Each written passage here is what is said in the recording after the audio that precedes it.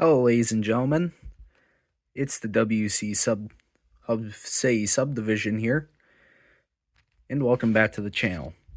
Today, we'll be taking a look at several different pulpwood cars as they appear on the layout.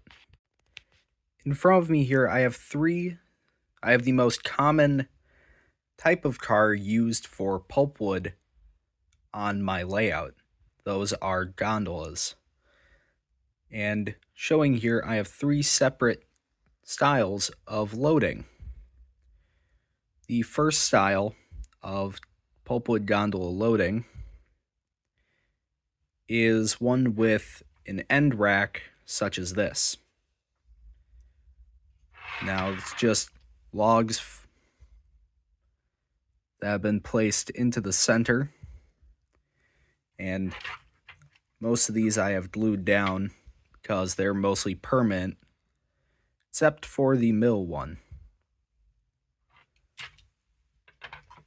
The second style that you will see is more of like a standard pulpwood car, like we will be seeing later.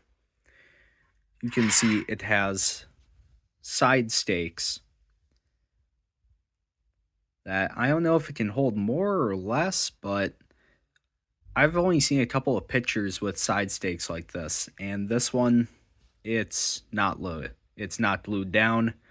It is completely, each log is completely free, as you can see.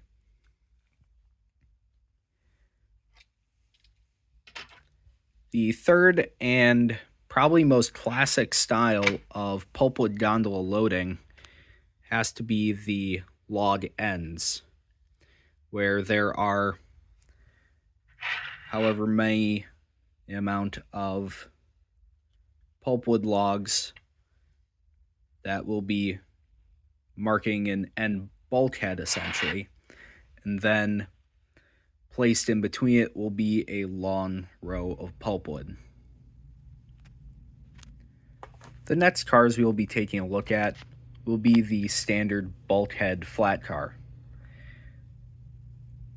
The first car that we have is an old Athearn Blue Box Illinois Central 40-foot bulkhead flat car that I have upgraded to KD 158 knuckle couplers, and that was pretty much it. Some of them have these interesting plastic pulpwood loads that are okay if you're going to use them in a larger scene. The other type of bulkhead that you will see is going to be the Atlas. I believe these are GSC style pulpwood flat cars, and they come with a very nice pulpwood load. Although it has been a few years since Atlas has released a run of these, but they feature a lot more detail in the bulkheads,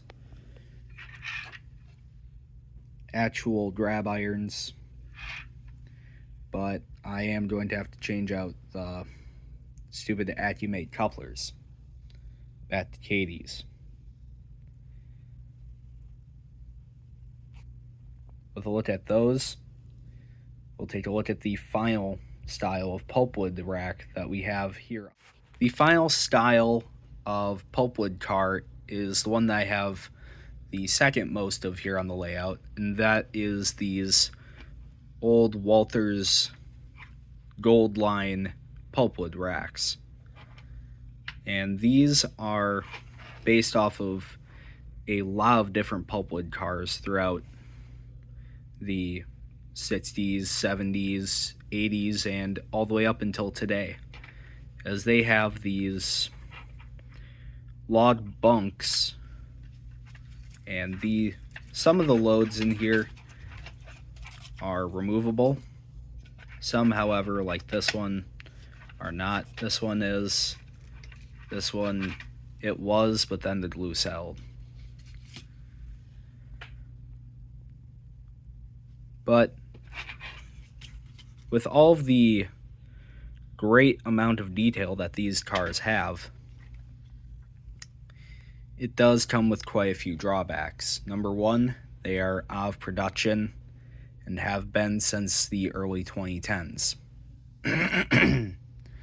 Now, luckily, you can find them on eBay, but most of the time, they are going to be $40 to $50 a car. And for that price, you may as well just go the gondola or flat car route. But if you have the money and you can spare it, go out and purchase yourself some pulpwood racks. Historically on the Wisconsin Central, pulpwood was a very high commodity, and long after most railroads had gotten rid of any and all pulpwood traffic, the Wisconsin Central held on to it due to the high number of paper mills that still required it, both on the valley sub of Wisconsin and several other paper mills, whether that being in the Upper Peninsula or the central Wisconsin area. Paper mills in this area included Mosinee, Rothschild, Wisconsin Rapids. I feel like there are so many different ones. Quinnipiac.